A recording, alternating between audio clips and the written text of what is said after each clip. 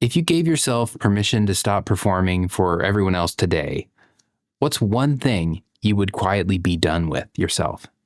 I'm turning 41 this year, and I've realized something terrifying.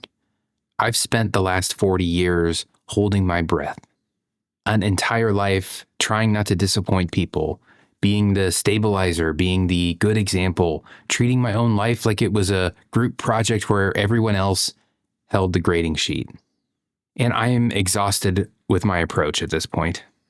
But as I enter this next decade, I'm realizing that real richness is actually about subtraction. It's about what you're willing to set down. It's about what you're willing to walk away from.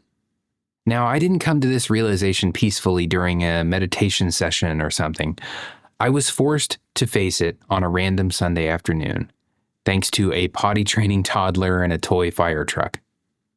As I said, I'm a father, and I'm deep in the middle with my wife of potty training our 3.5-year-old boy. It's been an absolute roller coaster. There are days where you're kind of amazed that they are taking so well to something so abstract.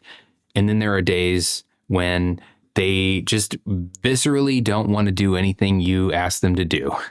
So I'm a software engineer by trade, and during the work weeks, my wife takes a brunt of the problem solving and the battles that we face with our toddler over the potty. But occasionally on the weekends, I'll have to pick up slack as she goes to take care of things or goes to a job herself. And one particular Sunday, it was just me and my baby, and we had the first part of the day together while my wife was out.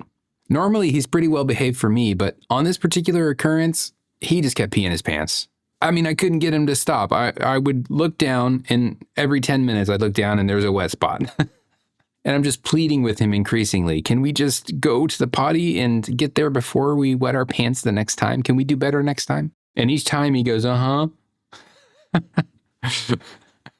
And I don't know if it's actually receiving or if he's just purposely ignoring what I'm saying to him. So by about midday, when we go upstairs to have a nap time, I'm just endlessly frustrated. I can't get him to do what I need him to do. And it's starting to burrow into my brain as just this unsolvable problem. And I solve problems for a living. I need to solve this problem. I need to put some kind of a framework together. I need to put some guardrails up so that I can just move forward with the rest of my day in complete confidence of what's going to happen, when, and how.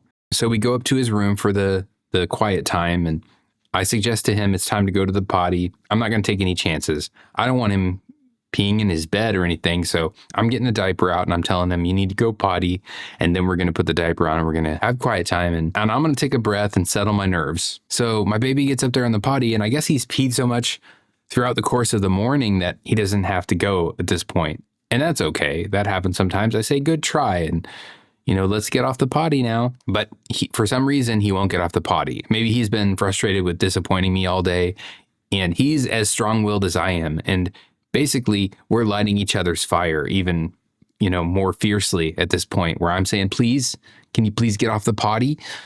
And he's saying, no, I will not get off the potty. I need to use the potty. And I say, obviously you don't, because nothing's happening. And he keeps saying, but I do need to use the potty. And seriously, we're here for 10 minutes, By about minute 12, I'm boiling over in my brain, and I kind of lose it a little bit. I just kind of grab him and I carry him off the potty and I set him in his room. I strap the diaper on there and I say, it's quiet time. And, I close the door and head downstairs in a huff. I can hear my baby crying in the room, and I'm doing my best not to just walk back in there and just sort of completely give in, So I steel my resolve and I pour another cup of coffee, and I'm just sitting on the couch with the baby monitor, and I'm watching what's going to happen. Is he going to try to bait me, or is he going to try to bend the boundaries? Is he going to stomp back down the stairs? Are we going to continue this battle that we're in the middle of? And the most unexpected thing happens. He settles down and he crawls up in the bed and covers himself up. He's in full meltdown mode, right? So he's just kind of breathing, he's kind of sporadically breathing, and he's slimy and all kinds of stuff going on. But gradually he's calming himself down. And I'm kind of amazed by this, because I thought this was not how this was going to play out, right? I just needed to exhibit my frustration to him loudly enough that I could feel some relief.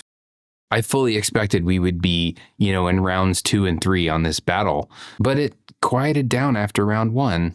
And as he settles himself down and he sort of grabs this little fire truck that he's got, it's actually not that little, it's about as big as he is, but for some reason it's his like cuddle buddy on some of these nap times. We call him Flash. I think it might be after a show. I'm not sure. I'm not too versed in the kids' shows just yet. But basically, he's nestling in with Flash, and and I notice he's talking to Flash. He's sort of decompressing from the day and from the confrontation that we've had. And I notice something that breaks my heart in this interaction. He mutters to Flash just before he falls asleep, "Sometimes my dad gets really mad." And in this moment, I'm mortified at myself for leaving that impression on my toddler. I think back to moments I've had with my own dad where he got angry with me, and I have just visions of being terrified of this hulking figure towering over me, yelling or whatever it was, And I've seen flashes of that in my son's eyes. There is not an ounce of me that would harm a hair on his head, but he doesn't know that in some of these moments. Sometimes I'll pretend I'm a werewolf and he thinks that I might be actually turning into a werewolf, All that is to say, I felt like I was sort of perpetuating a role and a vantage of fatherhood that I did not want to perpetuate. I realized that I had a lot of perfectionism and I had a lot of societal need to hit certain benchmarks, and I realized I was kind of polluting my home with that, internal struggle that I was facing.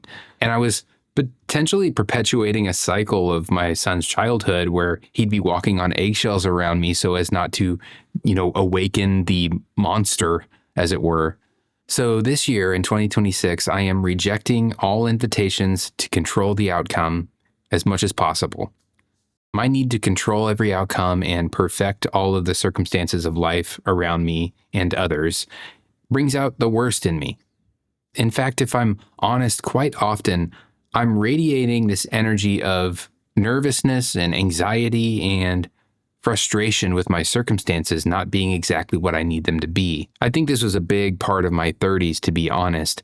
This need to compare myself with others and make progress and hit milestones and achieve things.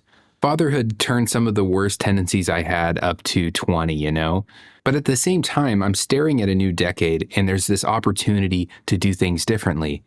And I also feel like in many ways I understand myself and what I'm meant to do and how I'm meant to live even more fully than I ever have before.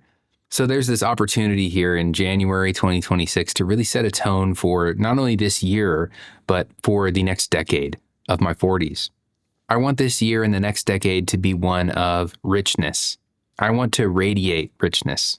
I'd like to be a vessel of peace, and I'd like to invite energy towards me and not kind of repel it as I've tended to do in previous decades. So my 40s are not going to be about how much I can achieve or get. It's going to be about how much I can give. I want to offer you this opportunity as well. You have this great stretch of runway ahead of you, at the beginning of this year. And if you're potentially facing a new decade yourself, or if you're in the middle of a decade and maybe need to reevaluate some things, I'd love for you to join me in being done with those things that were keeping you from being your best self. I have another story about my 20s where I made a key decision that really set a precedence of misspent youth. I'd love to talk to you about that next if you have a little bit more time. It's right over here when you're ready. Thanks for watching. Have a great year this year and a great decade.